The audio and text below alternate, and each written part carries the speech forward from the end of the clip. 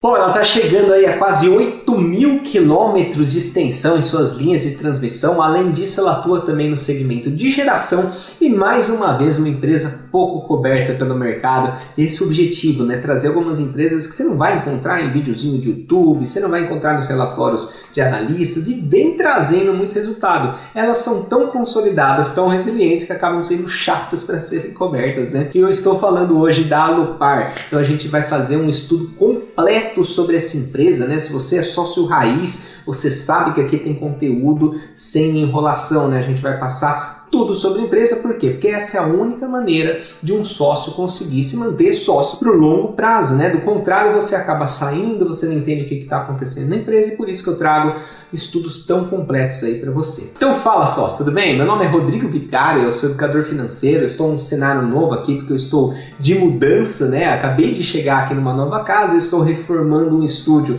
só para vocês, né? Só para vocês, literalmente. Eu vou ter um escritório com um cenário todo bonitão, vai ficar muito legal. Estou ansioso, não vejo a hora disso acontecer, né? Ter um espaço 100% aqui focado no Fala Sócio vai ser incrível, né? E se é a sua primeira vez aqui no canal, seja muito bem-vindo, muito bem-vinda. Te convido a conhecer melhor o canal. Aqui a gente fala muito sobre investimentos, né? Mas de uma maneira assim completa mesmo, né? Então eu vou te passar todos os detalhes da empresa, mas de uma forma muito didática. Você não precisa entrar naquela parte técnica detalhada que você não entende nada do que a pessoa está falando. Não, vai ser de uma maneira muito tranquila, né? Se você tem dúvidas, assiste esse vídeo. Eu tenho certeza que você não vai se arrepender. Então sócio, não vou te enrolar, né? Só quero que você saiba que dá para você acelerar esse vídeo em 1,5 vez, 2 vezes aqui no YouTube. Tem uma feature, né? Para você fazer isso. Se você quiser, fique à vontade, tá? Mas assim, sem mais delongas, bora pro vídeo.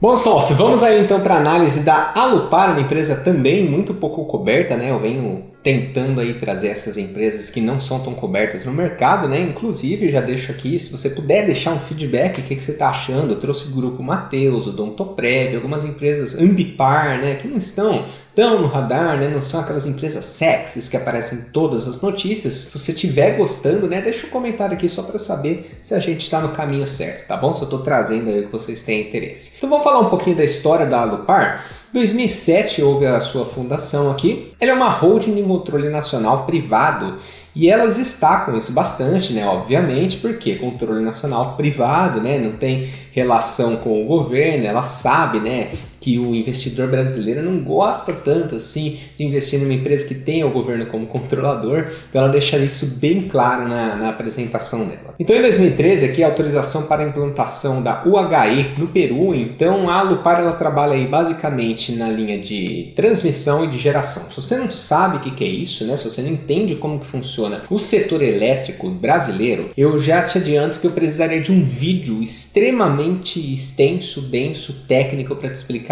direitinho. Então eu vou te explicar daqui a pouquinho como funciona assim a base, né, desses 3 segmentos de energia elétrica. Então 2014 a 2020 ela seguiu ganhando concessões de transmissão e geração. É um resumo da história dela, porque quando você pega o release dela, né, a apresentação institucional, ela vai mostrando todos os leilões que ela ganhou, um por um. Então é um resumão aqui para você, tá? Em 2020, como que ela se encontra em grandes números, né? Ela tem 40 ativos, sendo 25 de transmissão, 7 de geração hidráulica e um complexo de geração eólica. Ela é muito mais focada em transmissão. Aí você vai fazer a continha aqui, 25 mais 7, 32, mais 1, 33. O que são os outros 7? São ativos em construção. Ainda está em implantação. Vamos entender então primeiro como que funciona, né, basicamente? Dentro do setor de energia elétrica a gente vai ter 3 segmentos. Um deles são as geradoras. Então acho que essa imagem ela esclarece muito bem o que fazem as geradoras. Elas geram a energia. Então aproximadamente 65, 70%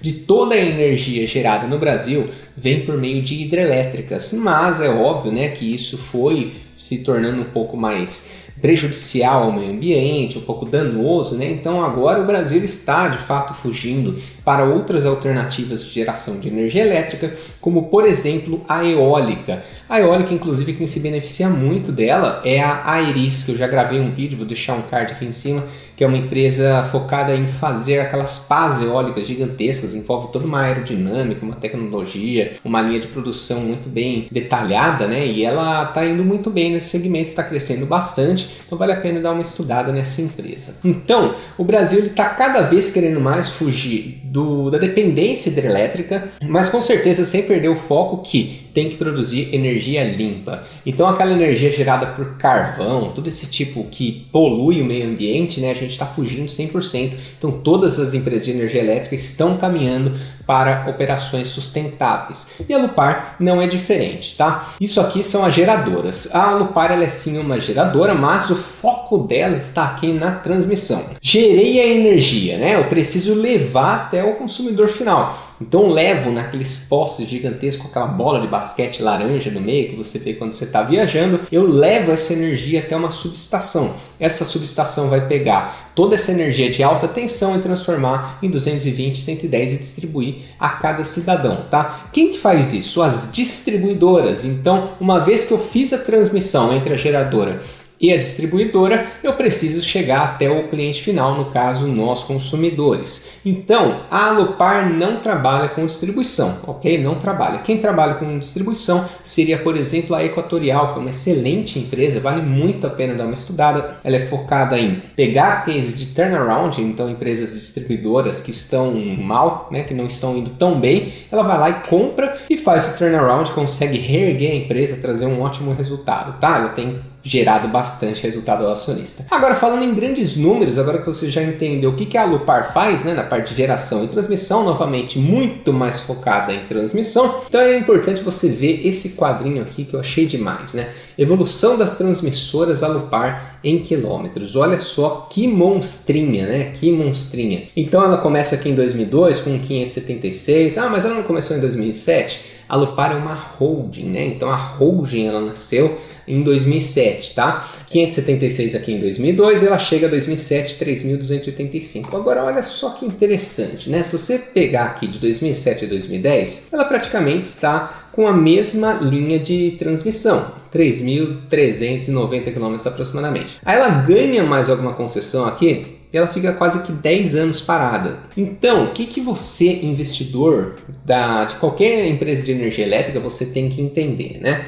Essas empresas, elas dependem de leilões. Esses leilões, eles acontecem pela ANEEL, ela fala, ó, quem quer fazer uma linha de transmissão aqui conectando Piauí a São Paulo, por exemplo, tá? Quem quer fazer essa linha de transmissão, ela vai lá e abre para Engie, abre para Taesa, abre para Alupar. No caso a Engie não, ela é mais focada em geração, né? Ela tem algumas linhas de transmissão, mas ela é mais focada em geração de energia, né? Mas então ela vai lá, abre um leilão para a Transmissão Paulista, para Alupar, para Taesa, para todas essas e recebe uma oferta de todas elas, né? Recebe aí um bid. Então, uma vez que a transmissora ganhou esse bid, ela vai lá, começa a implantação, são contratos longos e ela recebe por aproximadamente 30 anos uma receita garantida que vai sendo corrigida conforme IGPM ou IPCA, conforme foi acordado lá no primeiro momento. Então, por isso que fica esse intervalo aqui tão grande. Elas dependem desses leilões e elas dependem do quê? De querer pegar esse leilão, querer ganhar esse leilão e de fato ganhar. Então são 3 etapas. Primeiro, o leilão ele tem que existir. O segundo, ela tem que querer pegar, porque às vezes não compensa. A ANEEL ela vai lá e fala, ó, preciso colocar essa linha de transmissão aqui gigantesca, o bid mínimo tanto, eles olham, não é tão interessante, daí entra alguém com uma proposta muito mais interessante, porque já tinha alguma estrutura lá, eles falam, deixa quieto, né? E o terceiro, eles têm que de fato ganhar, né? Quero esse leilão, eles vão lá e dão a melhor oferta para tentar ganhar. Então, se você reparar aqui, eles já estão dando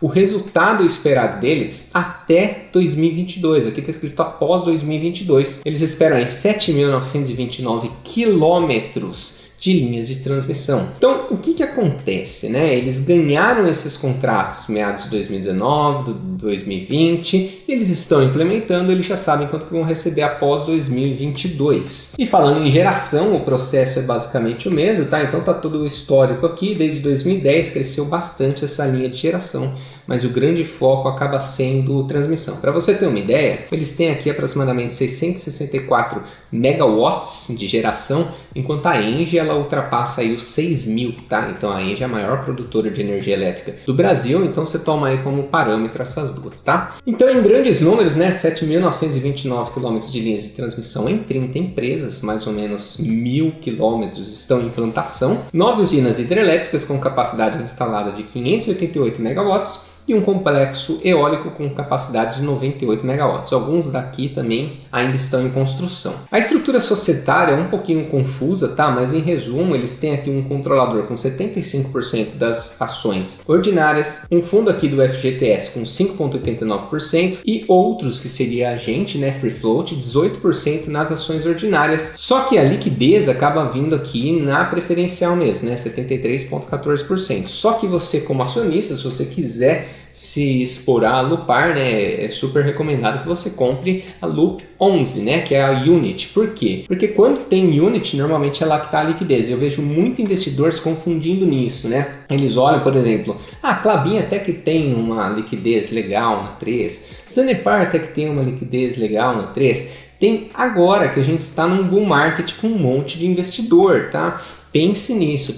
Por quê? Quando vem o bear market, a gente tem 3 milhões de CPFs na bolsa, infelizmente, a história se repete, né? Infelizmente vai vir uma crise, e é fato que vai vir, é só uma questão de tempo, que vai tirar um monte de investidor do jogo e vai ficar com 500 mil, 300 mil, 400 mil e a liquidez ela vai cair. Se tem bastante liquidez hoje é porque tem muito investidor, né? O mercado está muito aquecido. Você tem que pensar quando o mercado não está aquecido. É aí que mora o segredo, tá? É aí que você constrói de fato uma carteira um pouco mais sólida, consolidada para todos os períodos. Tá? Então, para esse período, com certeza, a Loop 11 é a que vai ter liquidez. Não confunda, a Loop 3, a Loop 4 não vai ter liquidez nesse período, está muito baixo. Se você não entende o efeito de liquidez, né? Basicamente, quando você entra no home broker lá para comprar, ao invés de você encontrar várias ordens de venda a 1 centavo acima, 1 centavo abaixo, você vai encontrar intervalos de 30 centavos, R$1, R$5 se não tem liquidez, né? O efeito da liquidez é importante. Então você vai desfazer, por exemplo, de 1.000 ações a Lupar, você vende a 30, 27, 25, 23. Não é compensador, né? Não vale a pena.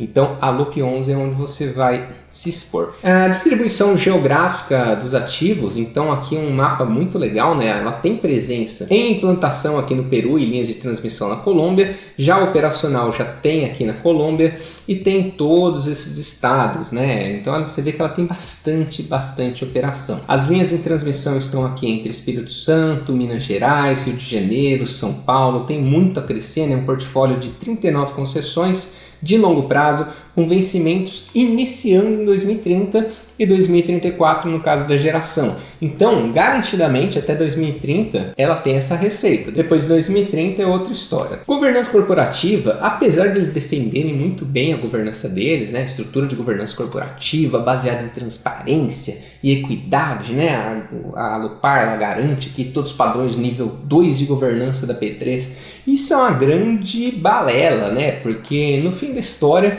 eles estão no nível 2, né, boa governança corporativa mesmo é quando você está no novo mercado, né, o mais alto nível de governança corporativa. Mas enfim, pelo menos, né, para dar aquela aliviada, eles têm 100% de tag along para todas as ações. Muitos sócios têm me perguntado essa questão da governança corporativa, o que impacta, né, ser do novo mercado, não ser. Um dos pontos é isso aqui que eu gostaria de abrir um parênteses para explicar, né, aproveitar esse vídeo e explicar um pouco sobre isso. Conselho de administração composto por 7 membros, 2 membros independentes. Então vamos supor, né, que eu tenho uma empresa e eu conheço todos os meus chegados lá, conheço o gerente, conheço o diretor, chego para eles, vamos fazer essa operação aqui, vamos fazer um esqueminha aqui, todo mundo sai ganhando dinheiro, a custa da empresa, não sei o quê. Bom, se eu tenho um auditor externo, isso já complica um pouquinho. Se eu tenho um auditor externo que é das top 4, né, chamada aí de Big Four, seriam KPMG, PwC, Deloitte e EY.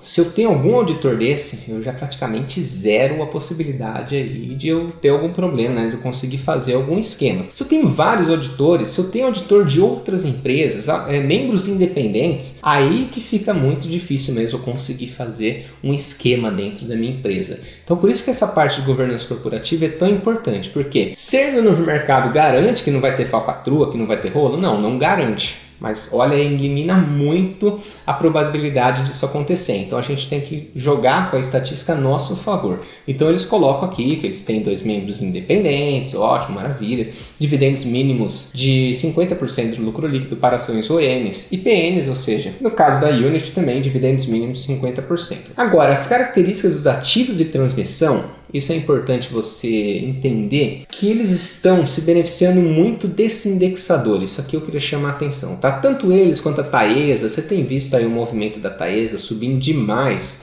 que eles têm muitos contratos indexados ao IGPM. O IGPM está batendo aí 30%, 35% nos últimos 12 meses, um valor absurdo. Então, quando esses contratos eles são renovados, né, eles são reajustados por esses índices de inflação, e o Brasil está sofrendo bastante com inflação, sim, tende a piorar, eu acredito, né, do jeito que as coisas andam, então essas empresas se beneficiam bastante. Então por isso que essas empresas estão num hype muito bom, tá? Quem já tinha essas empresas acaba se beneficiando demais. Aniversário de 15 anos tem um ponto aqui importante, né?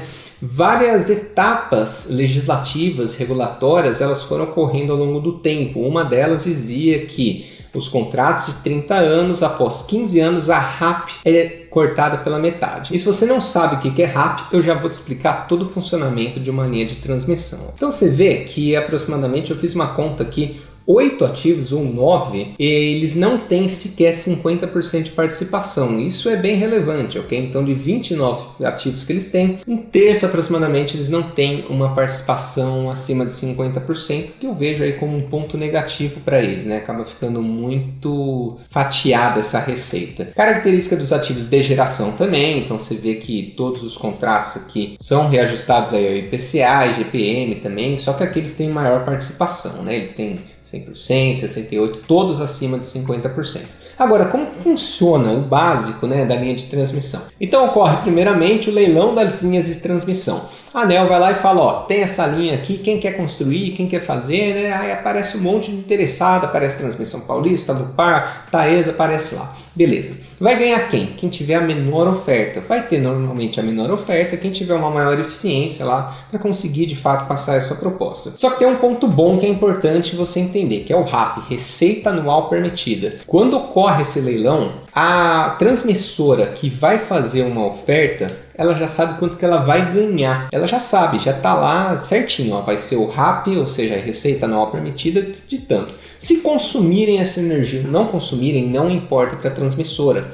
Não importa se a indústria parou, se o consumidor parou, ela ganha pela disponibilidade da rede. Ou seja, se 100% do tempo ela está conseguindo passar toda a energia da geradora até a distribuidora, ela vai ganhar tudo. Ótimo, maravilha, né? Então ela ganha pela disponibilidade da rede, independente do uso. Isso é bem interessante. Então ela já sabe quanto que ela vai ganhar pelos próximos 30 anos, ela já sabe qual vai ser o indexador disso, então ela vai se corrigir de acordo com a inflação, por isso que é tão previsível, por isso que elas tomam dívida, por isso que elas conseguem se planejar muito bem, se organizar muito bem. Dito isso, entendido isso, quem que vai ganhar mais dinheiro, né? Aquela que consegue fazer uma oferta sabendo quanto vai gastar versus o tanto que ela vai receber, que já está previsto em contrato, e ela consegue de fato cumprir com esse orçamento. Eu vou ganhar uma RAP de R$1 bilhão em 30 anos. Maravilha, eu faço aqui uma conta que eu vou gastar R$500 milhões.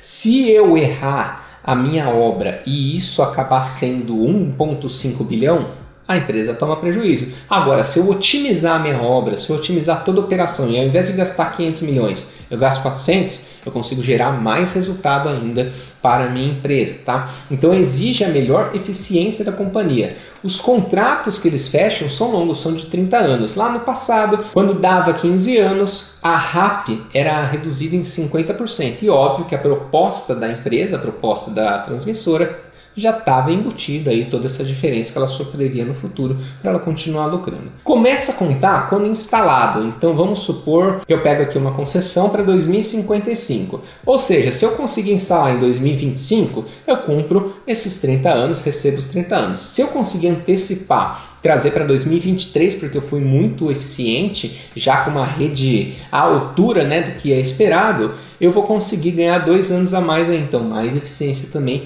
para a transmissora. Reajusta de tempos em tempos por um indexador já acordado, isso já está no contrato. Instalação, operação e manutenção por conta da companhia. Então ela tem que fazer a manutenção de todas as torres, de todo o cabeamento, aquelas bolas de basquete. Se bater um vento, derrubar aquilo, ela tem que arcar com esse prejuízo, né? E após 30 anos, os bens são revertidos à União. Então é basicamente esse funcionamento das transmissoras, tá? Agora, como que elas vão ganhar dinheiro de fato? Então, o primeiro ponto que você tem que analisar, o primeiro ponto que é interessante, é que ela faça uma boa aquisição, que seja de fato viável, não seja, por exemplo, o RAP total vai ser de 1 bilhão e eu vou gastar 950 milhões. Olha que mau negócio. Agora, o RAP vai ser de 1 bilhão, eu assumo um baita de um risco, né, dessa operação, mas eu vou gastar 500 milhões. Olha que boa aquisição, né? Então, o primeiro ponto, elas têm que fazer boas aquisições. O segundo ponto, uma construção eficiente. Não adianta nada eu estimar que eu vou gastar 500 milhões e eu acabo gastando 2 bilhões, né? Aí eu me ferro nessa história. Então, a construção tem que ser eficiente, a implantação tem que ser eficiente. Uma vez construído, a manutenção tem que ser eficiente. Eu tenho que ir reduzindo os custos, né? Eu tenho que, de fato, conseguir encaixar todos os custos dentro daquele orçamento que eu já tinha previsto. O quarto, então, uma operação eficiente. Não adianta nada eu fazer tudo certinho, tudo bonitinho, se a rede ficou com falha e eu não estou conseguindo entregar meu 100% de disponibilidade, eu estou falhando na rede, eu estou entregando 85%. Se eu entregar 85%, eu vou ganhar 85% da RAP. E pode ser até que eu pague multa, né, por indisponibilidade. Então tem que ter alta disponibilidade. E o quinto aqui, então, se manter reduzindo custos. Ela tem que sempre buscar uma eficiência de redução de custos. Porque a operação sempre vai ser a mesma. Se ela consegue otimizar isso, ela vai ganhar mais dinheiro também. Essas são as 5 maneiras, basicamente, de você ganhar dinheiro numa transmissora. Você também tem que entender, agora voltando um pouco para a Alupar, né, você tem que entender o momento que a Alupar está passando. Antes de continuar, só quero dar um recado, né? Essa apresentação eu vou disponibilizar lá no meu grupo do Telegram. O link está aqui na descrição, ele vai estar em PDF, né? Então, se você quiser armazenar, tinha bastante sócio pedindo isso, né? Das empresas que eu faço aqui o estudo, tinha bastante sócio pedindo, deixa aí a apresentação para a gente dar uma olhadinha, né? Eu estou atendendo aí a solicitação de vocês para vocês conseguirem estudar por conta também, terem esse material, quem sabe até editar, acrescentar alguma coisa e fazer o seu estudo melhor aí da empresa. Então dá uma entradinha lá que eu já vou deixar esse link para vocês. Então, o momento da Alupar, específico da Alupar, né? Ela está usufruindo dos leilões ganhos no passado. Então, 2015, 2016, teve um boom aí de leilões, né? Então, várias empresas acabaram ganhando bastante concessões e eles estão usufruindo desses leilões que eles ganharam lá em 2015, 2016. Vocês viram alguns slides atrás, que deu uma estacionada em aproximadamente 4.700 km de linha de transmissão e agora está aumentando. Por quê? Eles ganharam lá em 2015, 2016, implantaram, agora está voltando a subir, né? Só que eles estão pegando esse ganho, né, essa RAP aí que eles já tinham previsto, eles estão reinvestindo. Então, se você vai investir agora na Alupar, saiba que ela não vai ser uma vaca leiteira que vai ficar te pagando dividendos, igual está acontecendo com várias outras empresas de energia elétrica, como por exemplo a própria Taesa, que distribui aproximadamente 95%, 100% aí do seu lucro líquido, tá? Então, espere dela poucos dividendos, porque quando está caindo essa grana, ela está reinvestindo, ela quer mais linhas de transmissão. O aumento da RAP entre 2021 e 24 também é esperado. Se eu estou investindo agora, né, ela começou em 2019, 20, 21, ela está implantando agora, quando estiver operacional ela começa a receber mais RAP também. E lá para 2024, quando todas essas novas linhas de transmissão estiverem concluídas, ela pode ou repetir o ciclo ou estacionar da maneira que ela está. Se ela estacionar, espere muito dividendo. Espere muito dividendo. Se ela reinvestir, espere pouco dividendo, mas espere um maior crescimento. Então, é essa consciência que você, como investidor, tem que ter. O perfil dos contratos, então, ela tem a maior parte aqui reajustado por IPCA e uma menor parte em GPM, mas ambos os índices estão indo muito bem, obrigado, né? Estão subindo demais. Um pouquinho dos resultados, aqui um resumo, né? Então você vê que cresceu demais aqui 2019, 2020, tem aumentado bastante. Aqui a questão do lucro líquido e margem líquida, então é uma empresa que se mantém aí numa margem entre 19% e 27%, uma ótima margem, tá? Uma ótima margem. Não se compara, por exemplo, a Taesa, que tem um resultado estrondoso, né? A Taesa, ela está conseguindo aí uma margem de 50%, 60%, um resultado muito expressivo. Agora, os dividendos declarados, você vê que é bem bagunçado, né? Porque eles deram uma reduzida no pagamento dos dividendos justamente para realizar novos investimentos, então tem essa consciência. A dívida líquida eles vêm controlando cada vez mais, então eles sempre se manteram num patamar muito tranquilo aqui de dívida, né? 3,3, 3,2. Para uma companhia de energia elétrica que sabe quanto vai receber no futuro, tem uma previsibilidade muito alta de ganhos, ela consegue sim se endividar de uma forma muito tranquila, né? Ela sabe quanto que ela pode, até que nível que ela pode chegar. O custo médio dessa dívida, então você vê como é importante, né? Uma taxa de juros baixa, você vê que ela tinha aqui 10,4% ao ano aproximadamente em 2015, 2016, quando as nossas taxas de juros estavam lá no alto. Quando as taxas de juros vão lá para baixo, ela se beneficia muito disso, porque ela consegue tomar dívida do mercado muito mais barata. Então o custo médio da dívida aqui está em 7,3%, excelente. O perfil da dívida, eles têm aqui 6,8 bilhões de dívida líquida, né? Isso descontado os caixas, mas olha só como está tranquilo esse pagamento, né? Então essa é outra sacada que você pode ter aí como investidor, tá? Quando você vê uma empresa que está muito endividada, veja o prazo dessa dívida. Como que ela vai se organizar quanto ao prazo? Porque como você pode ver, a maior parte dessa dívida ela está após 2026. Então você como investidor você tem que pegar o EBITDA que ela gera, ou seja, quanto que a operação dela gera anualmente, e você vê, a operação dela consegue pagar as dívidas de 2021, que é a dívida de curto prazo? Você não precisa pensar na operação dela pagando toda a dívida.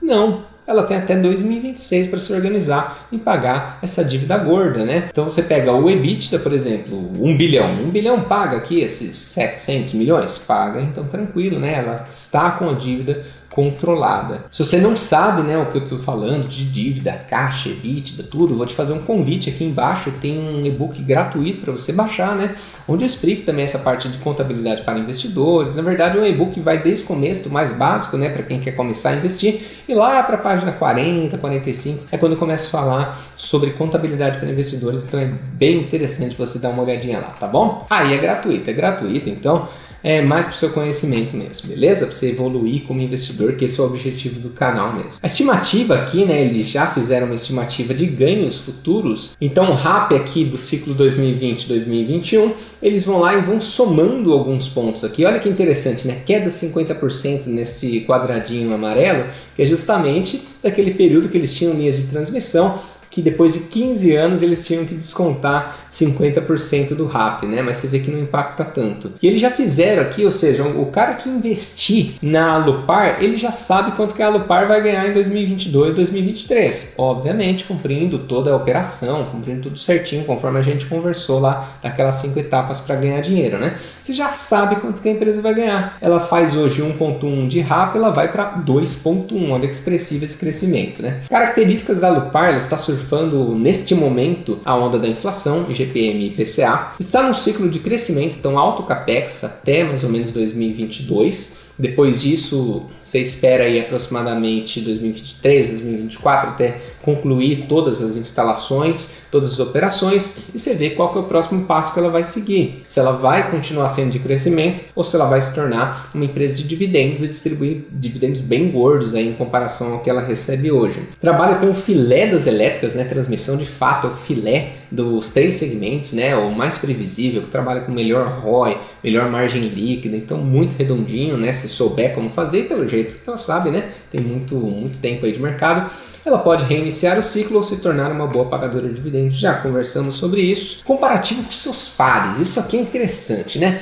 Eu resolvi trazer um apanhado geral a respeito das 3 principais aí que eu vejo que seria a Transmissão Paulista, Alupar e Taesa. Só que eu vou abrir um disclaimer, né? Para mim, né, na minha opinião, as top 3, tá? Isso não é nenhuma recomendação de compra, nem nada do tipo, né?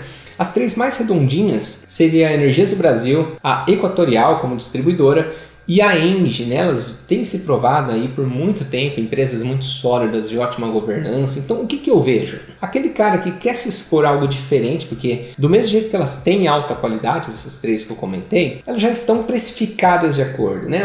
A pessoa que quer se expor a algo diferente, eu diria aí que tem essas 3 opções, né? No meu ponto de vista, estão um degrau abaixo dessas 3 que eu comentei, mas ainda em bons degraus, tá? Então, ainda está muito bem colocada, né? Tem a Neo Energia, tem a STET, tem várias outras, mas eu acho que logo no degrau seguinte a essas 3 que eu comentei, ficaria aí Transmissão Paulista, Taesa e a Alupar. Então é para você, investidor, que está querendo dar aquela apimentada, né, aquela diversificada a mais na carteira, que eu estou trazendo esse vídeo, né, se você quiser conhecer outras opções. E eu acho importante você entender os prós e contras dela, né?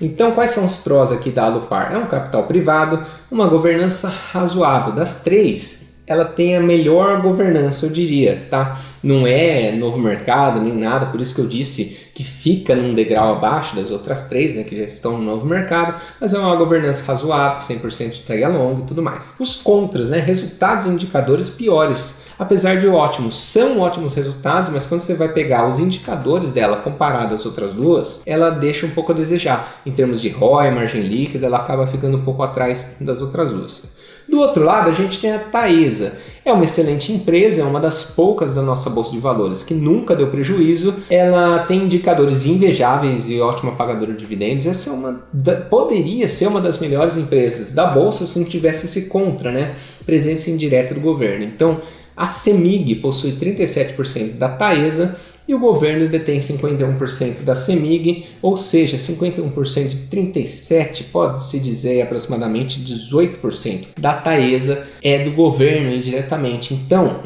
ela poderia ser uma das melhores, sem dúvida, né, se não tivesse esse pequeno detalhe, né? Então, para a pessoa que não liga de ter governo como sócio, beleza, né? Então, a Taesa, de fato, pode ser uma das melhores empresas da Bolsa. Agora, para aquele investidor que coloca aí essa métrica, né, essa régua que separa aí empresas estatais, que é o caso que eu sei, né, o caso de vários investidores, buy and hold, então, infelizmente, ela fica de lado, né? É um desperdício, um grande desperdício. E por último, a Transmissão Paulista também, os prós dela, crescimento mais expressivo entre todas, é a que mais cresce de patrimônio consecutivamente de cotação, uma das melhores pagadoras de dividendo da nossa bolsa. Agora os contras são muito fortes, né? Muito fortes. Então é PN sem tag along, se você não sabe o impacto disso, eu já te digo, é grande, né? Não vou me adentrar aqui, não vou me alongar. Eu respondo bastante isso lá no meu Instagram, por sinal, fica o convite, né?